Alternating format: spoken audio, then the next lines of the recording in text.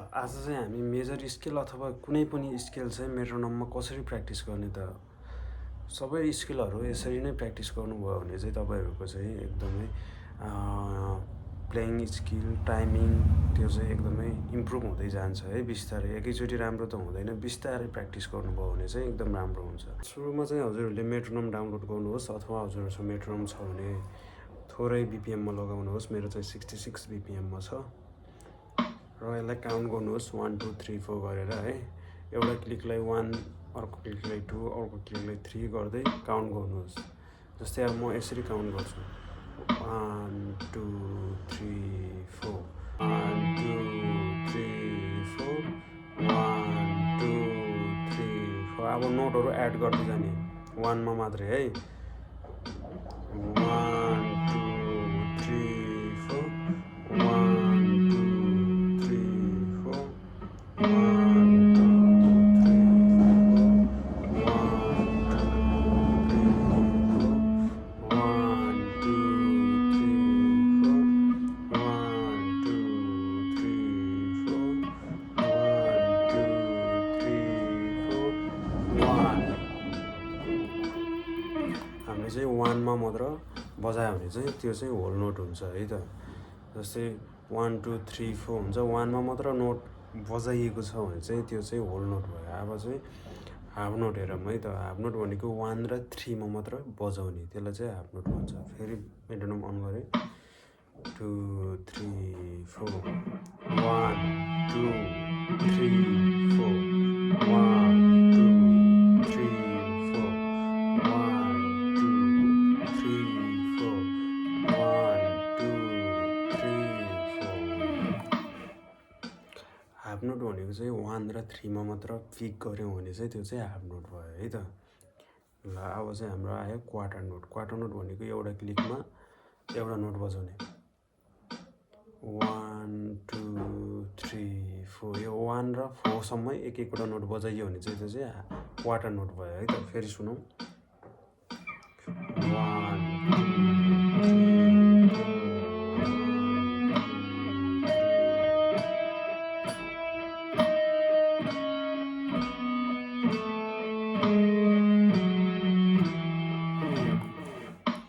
बुझ्नुभयो होला। मैले चाहिँ एउटा क्लिकमा एउटा नोट बजाएको छु, यसले चाहिँ क्वार्टर नोट भन्छ।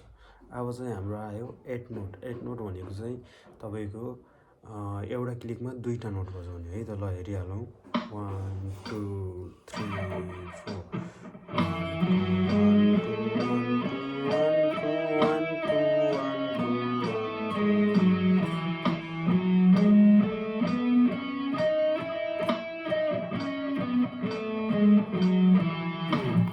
बुझ्नुभयो होला। मैले चाहिँ एउटा क्लिकमा दुईवटा नोट बजाएँ, त्यो चाहिँ हाम्रो एड नोट भयो। अब हामीले चाहिँ एउटा क्लिकमा 3टा नोट बजाइयो भने चाहिँ एड नोट ट्रिप्लेट हुन्छ है त। हेरिहालौँ 1 2 3 4 1 2 3 1 2 3 1 2 3 1 2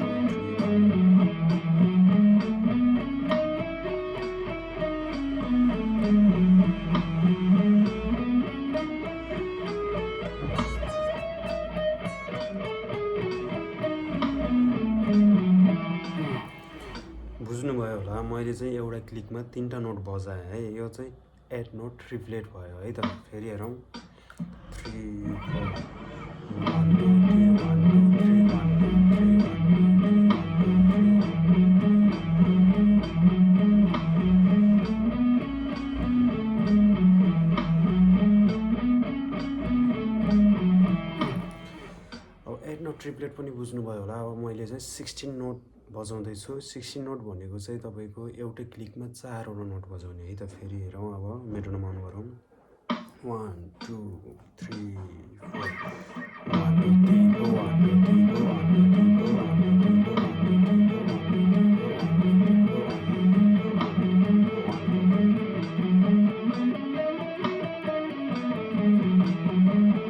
4 1 2 3 4 1 2 3 4 1 2 3 4 1 2 3 बुझ्नुभयो होला। मैले एउटा क्लिकमा 4वटा नोट बजाएँ। हाम्रो चाहिँ कति पनि जति पनि नोट एड हुँदै जान्छ अलिकति फास्ट हुँदै जान्छ है त। होल नोटमा हाम्रो एकदम स्लो थियो, अनि त्यस पछाडि हाम्रो हाफ नोटमा अलिकति फास्ट भयो, क्वार्टर नोटमा अलिकति फास्ट भयो, 8 नोटमा झन् फास्ट भयो, 8 नोट ट्रिप्लेट झन् फास्ट, 16 नोट झन् फास्ट। अब 16 नोट ट्रिप्लेट एकदमै फास्ट हुन्छ। हाम्रो 32 नोट पनि हुन्छ, त्यो मैले अलिक बजाउन सक्दिनँ है। अब हेरौँ हाम्रो 16 नोट ट्रिप्लेट है त है। हामीले 16 नोट हेऱ्यौँ भने अब चाहिँ हामी 16 नोट ट्रिप्लेट भनेको चाहिँ तपाईँको एउटा क्लिकमा 6वटा नोट बजाउने है त। ल हेरौँ, 1 2 3 4।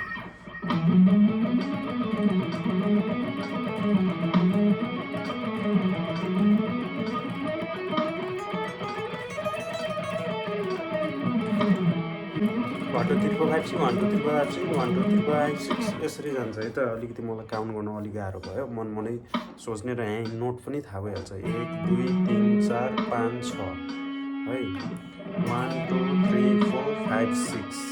नोटले पनि हामीले थाहा पाउँछ कि हामीले कतिवटा नोट बजाइरहेछ भनेर है। अब यो नोटलाई चाहिँ यो टाइमिङमा एउटा क्लिकमा 6वटा नोट हाल्न पऱ्यो क्या हामीले चाहिँ। यसलाई चाहिँ 16 नोट ट्रिप्लेट हुन्छ। हेरौँ, हेर्नुहोस्, मलाई पनि यो 16 नोट बजाउन गाह्रो परिरहेको छ, म पनि प्र्याक्टिस गरिरहेको छु। हेर्नु है,